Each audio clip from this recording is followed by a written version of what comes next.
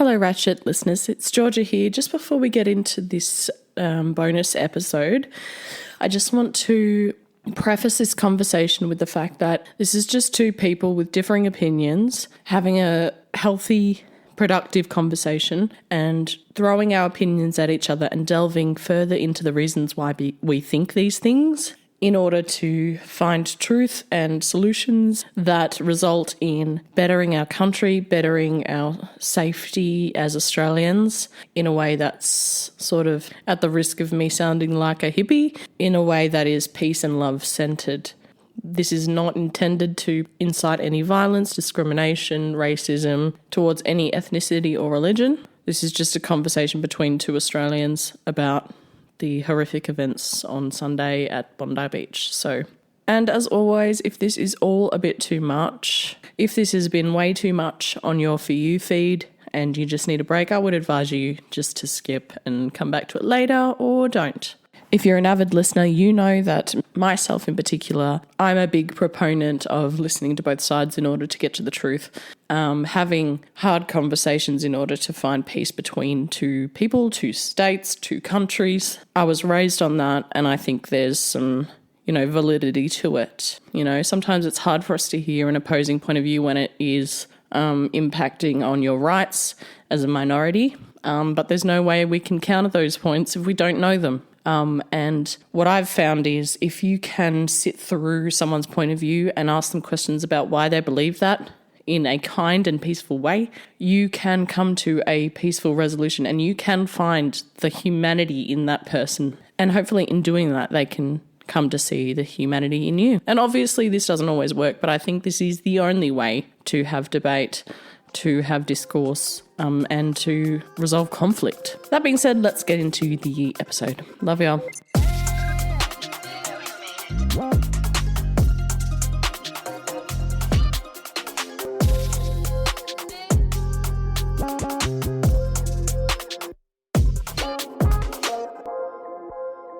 Just before we get started, we'd like to acknowledge the fucking tragedy that happened on Sunday in Bondi Beach. Absolutely disgusting, horrifying, all of the things. It makes me never want to go outside ever again. It's scary. It's even horrific. Though you're not really a target compared to... Everyone's a target if you're not... In a way, yes. I guess everyone is. Like, you're a woman. I'm sure there's a zillion people in that crowd that weren't Jews that got killed. There was a 10-year-old girl that got killed. Yeah. There were police officers. There were elderly. A lot of them were Jewish people, obviously. In misfire, yes. Yeah. Yes. People who fucking came in to help from the sidelines getting shot. It's just... Yeah, and that guy that actually has the GoFundMe right now, I think it's raised over $1 million. Which is crazy. He was actually shot twice by police. I'm actually not sure he got shot by police. I think he got shot by the son after he disarmed the dad. Oh, okay, maybe. But there was another guy who came and tackled, I think, the son on the bridge. Okay. And police definitely thought he was part of them. Yeah. I don't know if he got shot. He just got sort of... I heard he was shot twice, but who knows? Ahmed, got shot twice. But anyway, the details are a bit blurry. Yes. But still a hero either way. Very brave. Absolutely. And the two people that were killed immediately trying to disarm them as they got out of the car. Yeah. Did you hear about that? Yes, I did. They were just shot dead trying to get the guns immediately. And then someone on a Vespa saw it all unfold and just as they were going down the street fucking shouted to everyone that they've got guns and warned people. It was just such a community effort to save lives. Like, whilst have you seen all the videos? Two randoms tried to kill people. I've seen a lot. I've been doom scrolling on TikTok and it's been... a time. Hard not to with a thing like this. Yeah. Absolutely. I've had candles going for... Obviously, I'm a candle whore, but as I light one, I think of the victims. Vigils, I do think of the victims for sure. It's just awful. Yeah, it's definitely not a place where this happens often, thank God. Yeah. And as a result, they're looking into tightening gun laws. How much more can they tighten them, though? It's a bit ridiculous. Before that, these guys had licenses, so... They did, but they're looking to make them lapse after a period of time. so that they have to reapply. But you know what? It is kind of bullshit because these guys have been investigated for terrorism affiliations in the past. And it doesn't stop black market guns. I'm sorry, but there are so many guns on the black market here everywhere. It doesn't matter where you go. I mean, there was that one year where they pulled like 3,000 weapons out of the Yarra River or something like that, and most of them were rifles and handguns and shit like that. There's so much like behind the scenes. Yeah, they can tighten gun laws, but people are just going to get better at importing them on the down low. That's another problem with this tightening gun laws. You're just creating more problems in the other way. Same with like tightening drugs and stuff like that. You just create more illegal activity. Yeah, exactly. That happens on the other side to try and compensate for all these law changes. So really, do they actually help? Is what I'm thinking. Well, I think it has helped. We haven't had a massacre in 30 years. Yes, of course. But then, you start letting in people from other countries that have other ideologies, and that changes things as well. Well, that's the big argument, isn't it? I think, in my opinion, I don't think immigration is the issue. What I think is the issue is the fact that we're not kicking people out who have affiliations with... Yeah, or doing proper background fucking checks. Terrorism. Yeah. There's an actual mosque in Sydney with an Islamic leader who incites or recruits people to ISIS.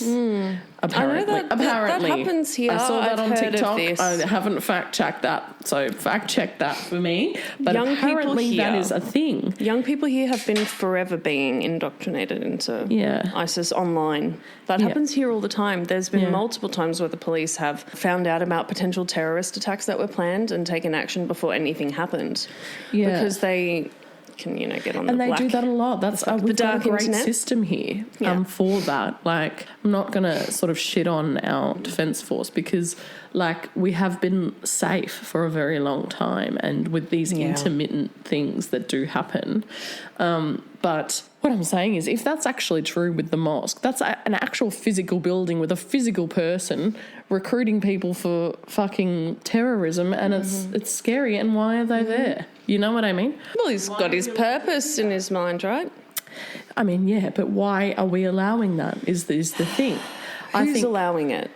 The police? The government. The government. The government. Why? So what can they arrest this guy for recruiting? Is there anything illegal technically about what he's doing? Terrorist activity, that is illegal. Recruiting people for terrorism. Yeah. Okay. No, that's totally illegal. Yeah. For sure. Yep. But they have to fucking... I don't know why it's there. I don't know why it's happening, but there's an issue that we need to fucking sort. Do you know his name? Who? This leader. Yeah. Wissam Haddad, a controversial Sydney-based cleric. He is a Sydney preacher who has been identified by Australian security officials as pro-Islamic State spiritual leader with certain extremist circles. He is associated with the Al Medina Dua Centre, a prayer centre in Bankstown, Sydney, which Australian authorities say has been a hub for radicalisation and recruitment of jihadist-aligned individuals. Why is that fucking there? Why hasn't he not been deported? Is that allowed? Short answer, because Australia prioritises freedom of religion and speech, but those freedoms are imperfectly policed until someone clearly crosses a legal line. That's crazy. Freedom of religion and speech are very strong in Australia. And incitement in Australia has a very high threshold, apparently. So you have to be doing some obvious shit in order to get fucking done for it. That's so dumb. Then they're going to tighten gun laws. You need to directly encourage and not tighten violence, other laws. Clear intent to radicalise towards terrorism and a strong causal link. So they obviously don't have any physical foolproof evidence. He might be monitored and being investigated but not arrested, so they're waiting for him to cross the line. But obviously crossing the line, others to cross the line. Bullshit. Clearly crossing the line, lines, so many fucking grey areas. It is bullshit. So I'm sorry, but the gun laws, if they want to tighten them and make them expire, I'm sorry, but in my opinion, that's just going to be another revenue raising activity so that everyone every few years has to spend more money on getting their gun license redone. Yeah. I think it's all bullshit. Yeah, that's pretty much. It's all fucking bullshit, sorry. How many more times can you reform the laws? I think we should always be reviewing and reforming laws, but it seems like our government is more focused on restricting the wrong thing, whereas we need to be fucking tightening on extremist stuff. It's not about the guns. The actual guns. Yeah. It's about the people that we are allowing to have guns, get licenses, people that also just buy guns on the black market. Nothing you can do about that. That's going to happen anyway. Yeah. So there's only so much that can be controlled. Yeah. Is this just an excuse so they can add in more laws so they can get more fines? More revenue? Yeah, it's giving that. Same with like lowering all the speed limits on half of the streets in my council areas. North Road, for the last 29 years of my life, has forever been 70 kilometres an hour, and it is now suddenly 60 kilometres an hour. Anyway, I think the government just makes these like really snap decisions without thinking about the deeper stuff. Yeah. Well, they have to listen to multiple points of view, multiple opinions. That's true. Sort of form some sort of action. That's true as well. I mean, I would never become a politician for that reason. No, God, no. What a nightmare. Have you seen all the politicians visiting the vigil? No. Fucking Scott Morrison had a Jewish cap thing. What are they called? A yarmulke? No. Is it a yarmulke? Yeah, I think it is. Yeah, he had a fucking yarmulke on. Is he Jewish? Is he? Don't know. I don't think he is. He's from fucking Hillsong, isn't he? And fucking Pauline Hanson waltzed in there like she was Queen Victoria. She is. She got like, everyone was clapping her and cheering her. Every single point that she's made over the last 15 years of my life that I have been watching her as a politician in Australia is like kind of true. Okay. Disagree, but I'm not surprised. But like she's made so many points about Muslims and the potential she's fucking racist. risks for this here. And I think she has like some good points about that. Do you know what I was thinking? Putting like our country at risk potentially of harm and stuff because of the different religions. That's one point of view for sure. Yeah, because, you know, not everyone can live in harmony. That's just not how human beings work. And when you add religion into it. Yeah, but if you can't sort of get along, you get booted out at the end of the day. Well, that's what should happen, but that's not what happens. Once they cross the line, See, but this is the thing. Where is the line? The line is death, mass shootings, apparently. Yeah, what? Like, I guess. See, but that's the thing. The line is like a man can stalk the fuck out of a woman, but nothing will ever happen to him until he actually rapes or murders that woman. I mean, yeah. So, like, I'm sorry, but where's the fucking line? I think that's a fair point, Olivia. That is a fair point. I agree with you on that. All these lines are bullshit because lines can move, they can be erased, they can be fucking thickened, whatever the fuck.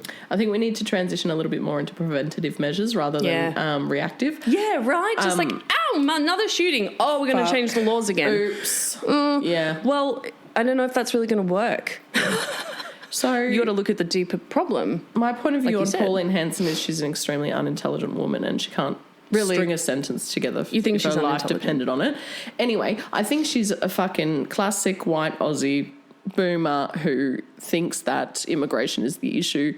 But the fact is that we were founded on immigration and our country is built on immigration. Everyone's an immigrant. So that can't really be the solution. Fucking stop letting people in. Okay, put a cap on immigrants from certain countries.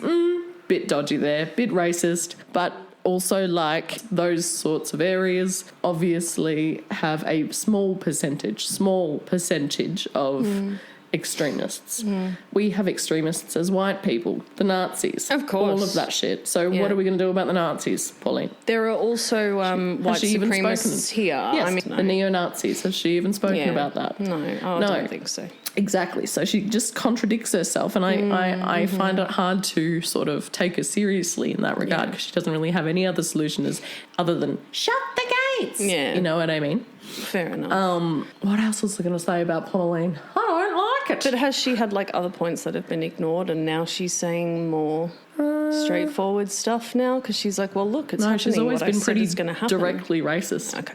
Yeah, she's always been fucking racist. Yeah. My other point was, I just think it's fucking ironic that she's showing up on the side of Jewish people when they're clearly immigrants. Yeah. Like, that just seems... Yeah, they're from Israel. Yes. I just think that seems ironic to me. Like, what the fuck are you talking about? She's just anti-Islam. I see. Yeah. That is what it is. She doesn't like the fucking burqa. She went into Parliament the other day wearing a burqa again for the second fucking time. For what reason? For what reason? Make a point of some sort. The point was, you're going to get angry because I'm being racist, but I'm going to use that as a reason for you to say, well, why are other people allowed to do it then? But that's not the point. The point is that you're being a racist. Anyway. Openly, publicly. Yes. So me and Pauline don't get along. But I understand where you're coming from. I understand you're at that point. It's a pretty direct thing to go to. This was executed by a foreigner. Yeah. With extremist views. Let's stop letting them in. Yeah, right. But the thing is, they're made. He was like born here. I thought his dad was an immigrant 10 years ago. Naveed was born in Australia. The younger one was. He was a citizen. Okay. So there you go. But his dad wasn't. Yeah. Okay. And apparently they came here Christians, and then they were indoctrinated. His dad went into Islam after their divorce. So there you go. Wow. So they got indoctrinated in Australia. Yes, that does. So then happen here. The problem is not immigration. It's motherfucking being incited into extremism within Australia. What the fuck? And it's very easy to happen. Exactly. The internet exists. Exactly. These websites exist. All these discussions, private groups. It's like we put fucking restrictions on our kids. Like that law came in this week where the kids can't go on social media until they're 16 and above. Is that legit? Yeah. Sorry. Yeah. My kids got kicked off YouTube that day. He was so upset. Wait, so how do they control this? They use AI to see what you're watching. And they deduce that's probably a kid. So it's pretty... Just when you're scrolling the internet. Yeah. What comes up when you click a page? The history and all of that. Wouldn't it be interesting if they could use AI to keep a safe space for kids? You know? Anyway, I digress. Why are they doing that for kids and they're not working on the extremist internet shit and echo chambers that men get indoctrinated into? See, they have all of their priorities wrong. The red pill stuff that results in women getting murdered in Australia. The priority is not guns and changing gun laws specifically. They have their priorities all wrong. Yeah. Like you said, it's reactive crap. And instead of proactive prevention. We should run the country, Olivia. Seriously. I say this all the time. I have said this from the day I was born. Fucking boomers. If I was the Prime Minister, it would be great. Free vapes for all. all this to say is that our hearts go out to the victims of the Bondi shootings, and we hope that you guys, have a lot of support over the Christmas months and New Year's. Very emotional last week. Oh, to go through Christmas and New Year's without your loved one, so raw, so heartbreaking. Especially like your child. Or something. My God. Yeah, I can't even imagine. Ruby's age, a little girl was killed. So I'm just, that makes me feel so sick. But anyway, our thoughts, prayers, well wishes are with you.